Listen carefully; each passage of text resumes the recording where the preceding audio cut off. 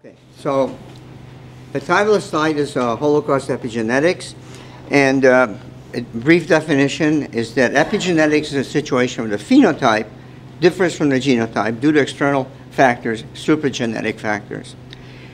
Premises are that stress, hunger, starvation, external conditions, genocide, Holocaust, toxic environments, and carcinogenic exposure will have an effect on the species or the individual of the species. Okay. If you Google Holocaust and epigenetics, you will come up with three constellations of results. Okay. One are studies of laboratory animals where they measure cortisol levels, which I'll go into detail, measure chemically the results. The other one would be human studies that also measure laboratory results. And the third one are clinically based studies, mostly psychological studies, that consist of interviews and assignments to subgroups and so on.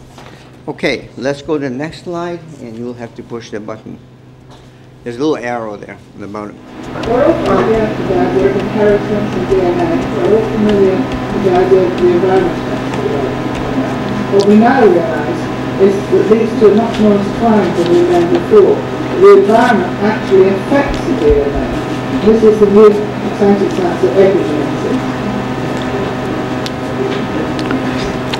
The mice are Agouti mice, and it's kind of really much bigger and yellow, and the other one's much smaller and brown. Neither have a disease, they're the same species, but obviously they look really different.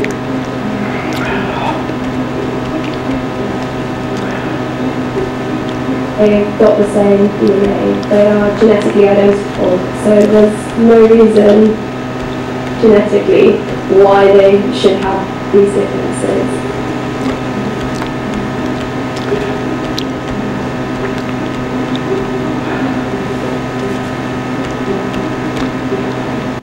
I'll go on from here. Okay, that's enough because the movies can be long. In various studies, the heritability of PTSD is between 30 to 46%. That's the max, okay? And the definition has changed over time, but it generally refers to the heritable but modifiable regulation of genetic functions that are not mediated through the DNA sequence, and in particular DNA methylation, which I'll get into detail shortly. Okay, so the first person that comes up, again, if you Google Holocaust and epigenetics, is Mansui of Zurich. She publishes probably an article a week. And of noteworthiness is the statement that appears in some of her studies saying that she stimulates Holocaust-like conditions in mice.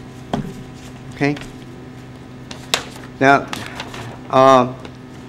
these are actually 4 genetically identical mice whose mother was subjected to influences that altered their phenotypic appearance. Okay? But now I ask you, what is Holocaust-like conditions in mice? And for this reason, I chose not to analyze any of these studies. Okay? So we'll go on to the human studies. Basically, I'm dismissing them because you can't, I don't know if you tell me what Holocaust-like conditions for mice are, then it's different. Okay, so heredity. Despite, I'll just go to the bottom of here. Can you see the pointer? Not too well. Yeah. Okay, despite more than 500 studies published, however, we are still unable to sufficiently explain exactly how the unconscious trauma of a PTSD parent can be genetically transmitted to a child, and to verify this with enough clinical evidence. So let's go through the evidence that we have. The next slide, I think they're all going to fall. The next slide is too difficult to read. But basically what this slide looks at various expressions through methylation studies. That's the first column. I don't think this is working. The studies here are numerous. They can measure toxic effects. Some deal with socioeconomic, urban factors. Some deal with Rwandan genocide, and some, notably Yehuda, does deal with the Holocaust. So I just want to show you that this is being done in many, many situations and many subgroups. Okay, other studies, and that is another slide of various studies. Okay, earthquakes. What? Yeah, you can't read that. I can't either. Earthquakes, urban, I'm just going to sum it up. Earthquakes, urban violence, Rwandan genocide, and so forth. The reputable Holocaust researchers are,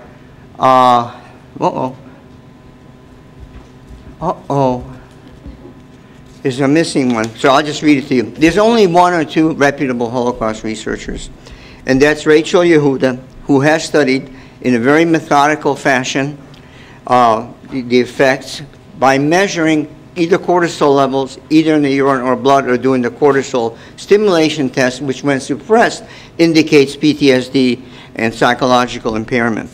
Her numbers are small, and shortly I will present some of her caveats that she presents.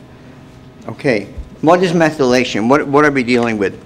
An increase of the promoter gene, the effect on the epigenetic effect, lowers cortisol activity. According to primary hypotheses, childhood exposure to stress or abnormal conditions was associated with increased promoter methylation in the peripheral blood, and it does correlate in the master studies, not necessarily Holocaust, with the severity of childhood abuse and neglect, repetition, age of onset of these circumstances, and the hypotheses that PTSD subjects have a higher methylation status than normal subjects because of early adverse environments. More methylations means suppression of the glucocorticoid receptor and lowering a level, thus lowering the stress response and not being able to cope. Now, Yehuda's research, oh, there is the slide, it went out of order. Anyway, here is her research. I found it. Okay.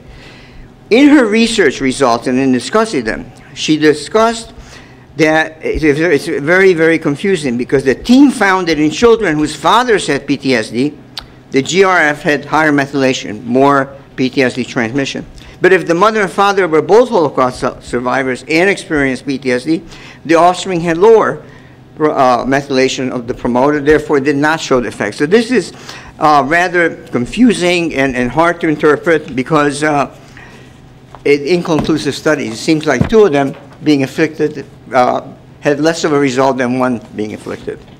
So what is the role of childhood trauma? This Yehuda, Rachel Yehuda discussed that in several papers. It was included that adult offspring of Holocaust survivors significantly expressed higher levels of self-reported trauma and difficulty in childhood. However, the experience of childhood trauma may be an important factor in the transmission of PTSD from parent to child. The notion indicated that traumatized parents would express improper behavior toward the offspring during a critical developmental window, and that such behavior may have long-lived effects on glucocorticoid regulation of offspring. The takeaway is that was it the environment that the parents exhibited during early childhood trauma, or was it transmitted through a supergenetic? We don't know. The selection of study groups in clinical studies, the third group I mentioned, psychological, behavior, and so on, showed that there was no difference. The end result was there's no difference between non-clinical OHS, offspring of Holocaust survivors, and the general population.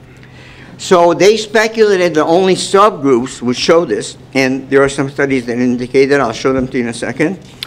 And typically, these include offspring born early after parental trauma, firstborn children, offspring whose parents were both survivors, cases in which the trauma was discussed too much, too little, etc., etc.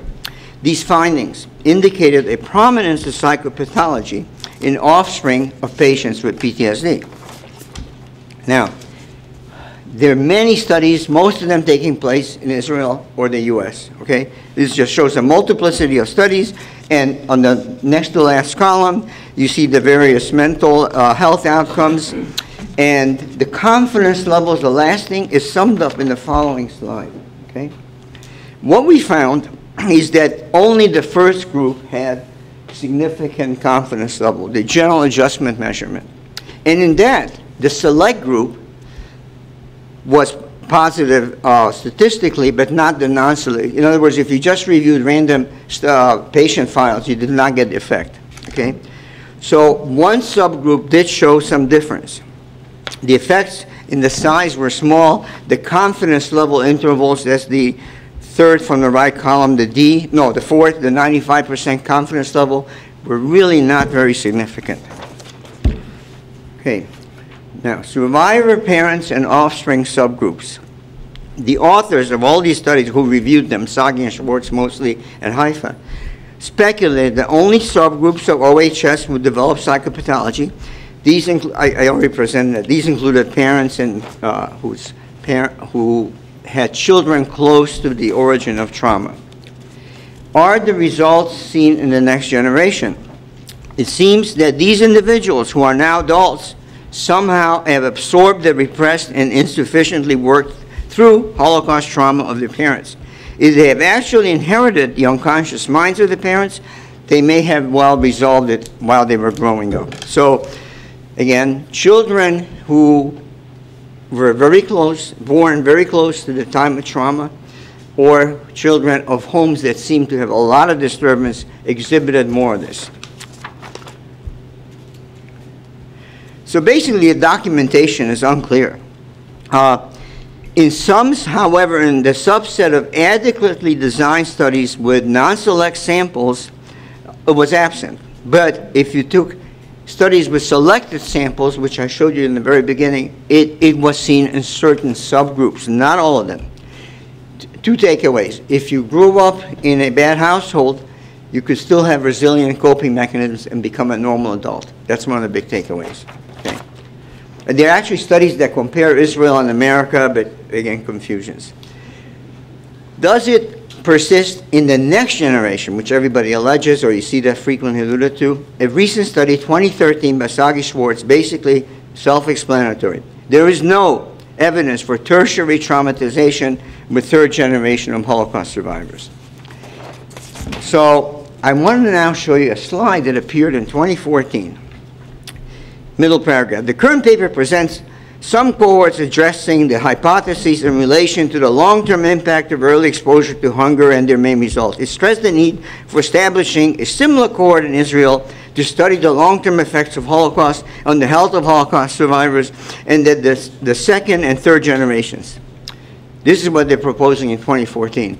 But I submit that they ignored all the previous evidence. So I'm going to come back to this slide. The conclusions are: studies conducted with laboratory animals offer no plausible links to trauma associated with the Shoah and suffered by people. Studies enrolling subjects for laboratory testing as a means of correlation are small and face recruitment challenges. Those are the ones who give urine samples and blood samples.